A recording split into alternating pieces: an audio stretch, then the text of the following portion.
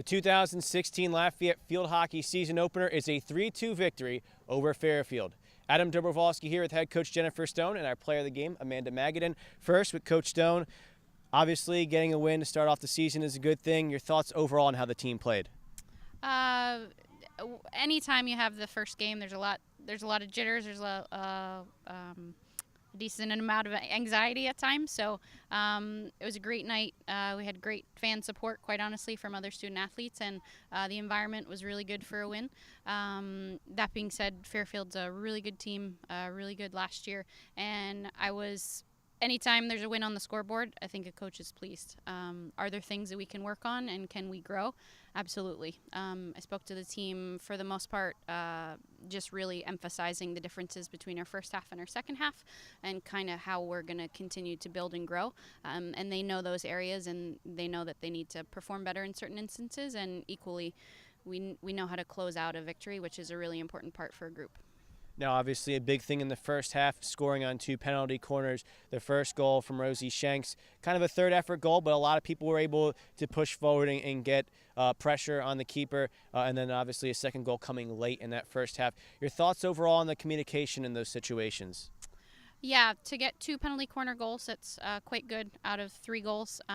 Rosie and Lisa did a really good job on both of them. A lot of times it doesn't have to be pretty, but the ball just has to go over the line. And I think the pressure that we had in the backfield against their defensive unit, we just got to the places where we needed to be. So really pleased to get 2 APC goals out of that.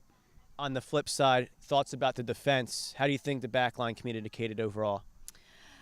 The defense had a lot going on. Fairfield has a couple really, really dangerous attackers, and I thought our group managed that really, really well. If certain players are caught in open space, the outcome of the game could have changed, and I thought our defense rose to the level that they had to. They absorbed a lot of pressure in the second half, and I think that actually was a big factor for us in the second half. Now moving forward to next Friday, another Metro Atlantic team. You'll be facing Monmouth on the road, a team you beat here last year. Your thoughts overall on that build-up over basically a week heading into that game? Yeah, it's nice we have a full week to prepare for that. Without sounding too cliche, we're going to be focusing on us for this second game. There's very, very clear things that, again, we have to do better and continue to do well on. And quite honestly, that is going to be a focus through the week. The coaching staff will take care of Monmouth and prepare us accordingly, but the girls know that they have to worry about themselves first, and then the rest of the game happens from there. Thank you much, Coach, and congrats on the win. Thank you very much. And now here with our player of the game, Amanda Magadan. Amanda, you're one of the co-captains. Your thoughts overall on what you saw, how the team communicated with each other overall? I think we communicated pretty well, but I think from our exhibition games and from practice, I think we definitely could have upped our communication a little more to really elevate our energy and push us forward. But I think the communication that we did have was important in maintaining defensive structure and helping us to our win. Now, to see 2 of the goals scored by freshmen, how does that help the confidence of some of the upperclassmen, knowing that you're immediately seeing contributions from underclassmen? I think that's awesome. I think it, deepens the amount of people who can actually score, and I think it's really exciting because we know going forward that we don't have to rely on 1 or 2 people to put the ball in the back of the net, but we have, 11. Well, not the goalie, but 10 field players who can execute in a pressure situation and actually put the ball in the back of the net.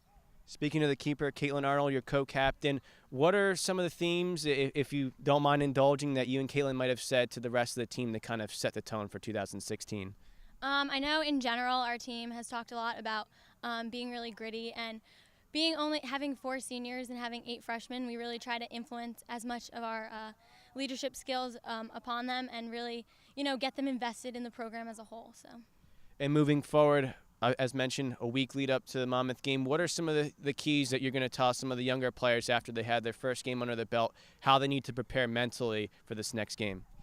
I think they just have to kind of find what's best for them. Everyone's different in that terms, but I think especially for those players that did play, it's important for them to know that Game 2 is just as important as Game 1, but it's it's no different. You know, they have that experience under their belt now, so they should feel prepared and ready going forward. Again, that next game is against Monmouth next Friday on the road. And for more information, you can go on to goleopards.com.